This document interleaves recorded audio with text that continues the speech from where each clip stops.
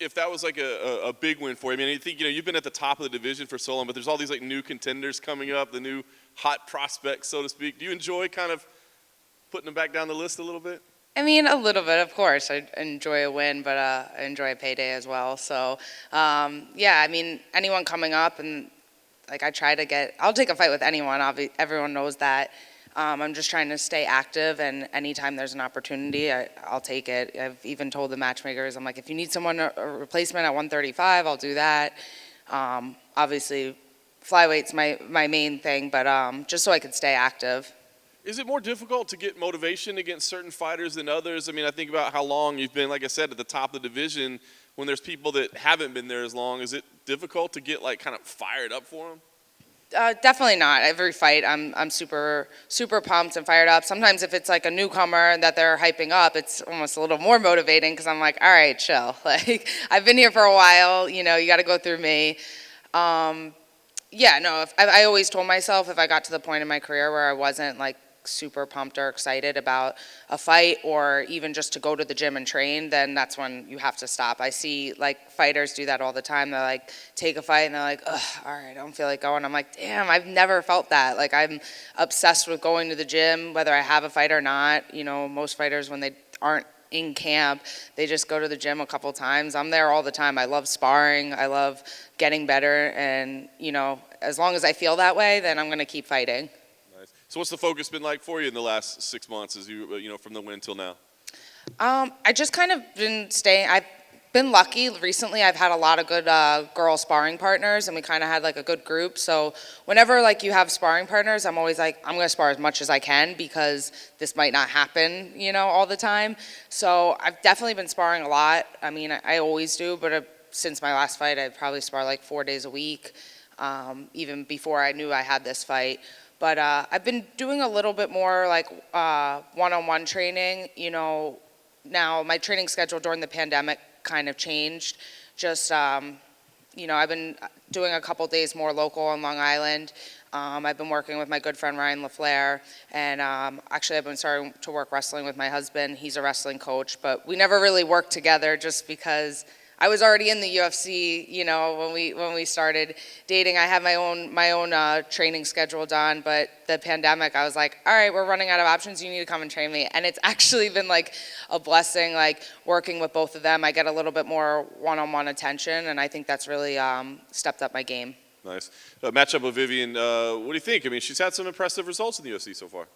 Yeah, she's definitely very good. I think she's only been in the UFC like for a shorter amount of time, but all of her opponents were definitely really, really good and high-level opponents. I think that's what kind of sets her apart. She didn't really go from the bottom of the division. She kind of came in and always had really good opponents. So getting wins over those are definitely very strong. I think she's got a great athletic striking, but I think mine's just definitely better. She has great boxing, but I have better boxing, better kicks, better footwork, movement, and my jiu-jitsu is superior. Nice. Being back in Houston, did it stir any emotions in you, like positive, negative, like just, coming back to the airport, the city and all that? I don't really think about that stuff. This was the last time I fought in front of a crowd was here, so that's kind of cool coming back, but this time I'm definitely going to get the win.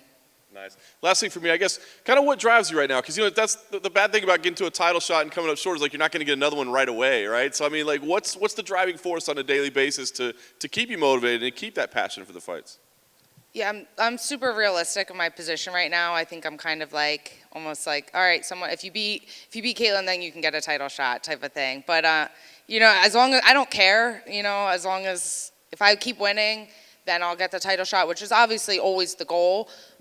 But in the meantime, I understand my position, and I just gotta rack up a couple wins, and I'm ready for that. As long as it just kind of is a weird position, being like number 2, and not really. It doesn't make sense right now for me to get the title shot because there are other contenders in the division.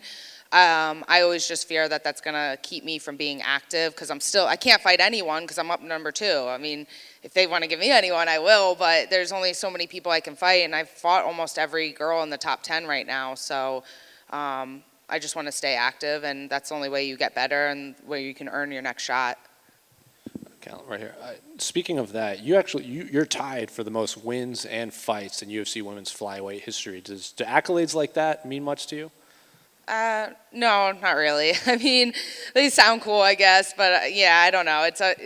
That doesn't really matter to me. Just keep winning is all that I care about. And then, what did you make of Vivian's last two performances in there? I think her last fight was against Roxanne, and I thought she looked really strong and dominant in that fight. I mean, Roxanne's been in there, for years, and everyone knows her, so that was definitely a step up in opponent for her, and I thought she looked really dominant and really strong there. And she's only had one stoppage win in the UFC. She's had a lot of decisions, so there's obviously a lot of tape on her, specifically inside the octagon. Do you see any big glaring weaknesses that maybe her past opponents haven't taken advantage of? When I get an opponent, I watch the tape first, and then I kind of don't really watch it too much because then you start looking at it. I want to focus on me and not my opponent. But yeah, just from looking at it, I mean, I don't see from her first fight to her last fight. It seems like she's the same fighter. Hasn't seen any improvement. Not that she's not good, but it's just kind of the same. And definitely. Her weakness is her cardio. I think she comes out really strong, and I think that's something that other fighters haven't really been able to realize that and expose it, but I think they can't because they had similar cardio. And for me, I'm fortunate enough where cardio is definitely one of my strong suits, and that's a huge advantage in this fight particularly. Hi, Katlyn. Sam DiCaprio, Armenian Weekly. Last month, President Biden became the first U.S. president to use the word genocide to describe the massacres of 1915 committed against Armenians. What did that mean to you when you heard the news? It meant a lot. I mean, any type of publicity from the media to recognize what's going on in Armenia and what has gone on is really special to me. I think it's kind of crazy what's happened there in history, and a lot of people still don't know about that.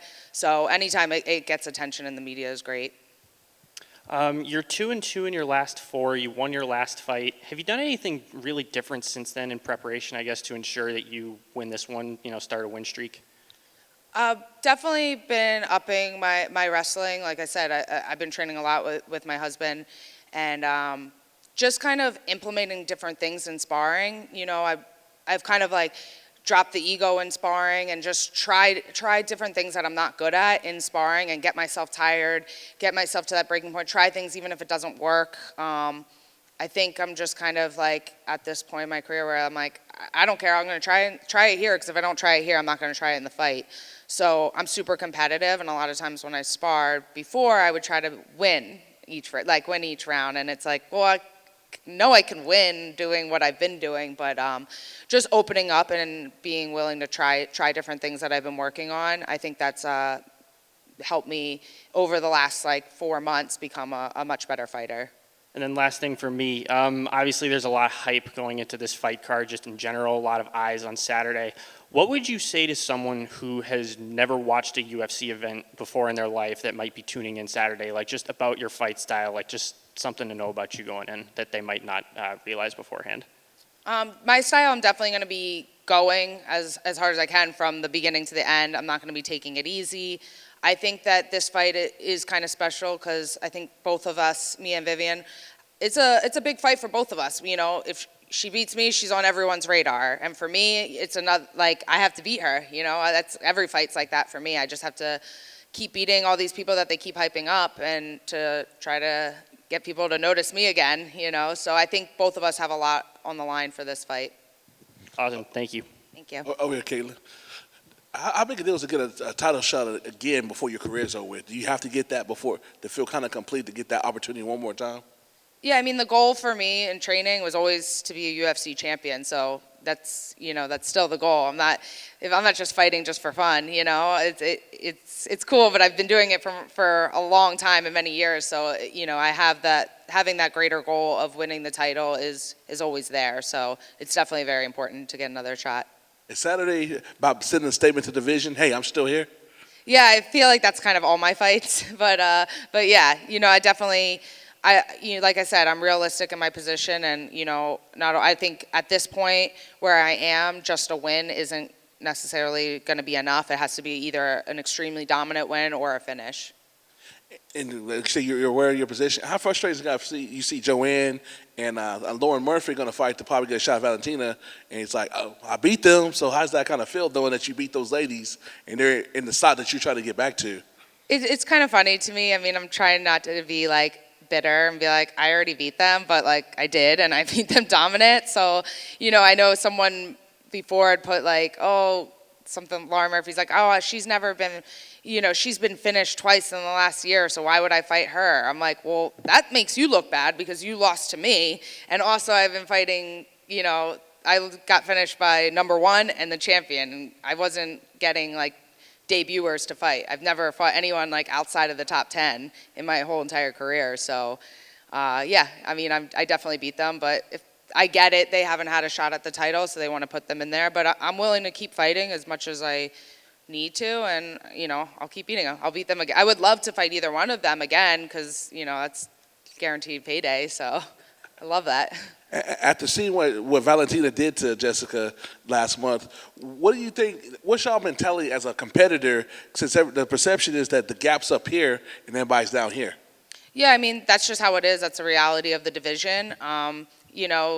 You could see if maybe she'll do another, like a super fight with someone else in a different division or someone else come up and down. But, I mean, the good thing is, Valentina fights all the time. So you see her game and, you just got to try to focus on your opponent you have now, but also work on skills that would help you win the title. Because everyone knows, you have to win these fights, but eventually you're going to fight Valentina. So trying to manage your current fight and also improving skills for that potential title fight. And final question for me. So you get a dominant win on Saturday, get your hand raised. Are you going to come to Dana and be like, hey, I'm not a gatekeeper, I'm a challenger? Yeah, I mean, I feel like I've been saying that the whole time, but yeah, definitely. I mean, that's kind of the statement I'm trying to make here on Saturday. Hi, Ben from Sherdog. When Vivian was out here, she was asked to kind of give her impressions of your game, and she was generally very complimentary, talked about your reach as something she would need to deal with. But she said she felt as though sometimes your game plan was to win by decision. Is there any merit to that at all? Do you agree with it on any level? I mean, no. I mean, I think every fighter tries to finish the fight as soon as they can. But, when a fight's easy and it's working, sometimes you're kind of like, all right, why change it? Most fights, I don't particularly get hurt. So, and usually my opponents are, I tag them up, their face is all messed up, and I usually not really touched or anything. So, it's not just the fight, it's also, I'm not going to go in there and go reckless and just be like, I'm in a war, I'm going to go like smash this person and risk getting like hurt, I want to be able to fight in another 4 weeks or, for the longevity of my life.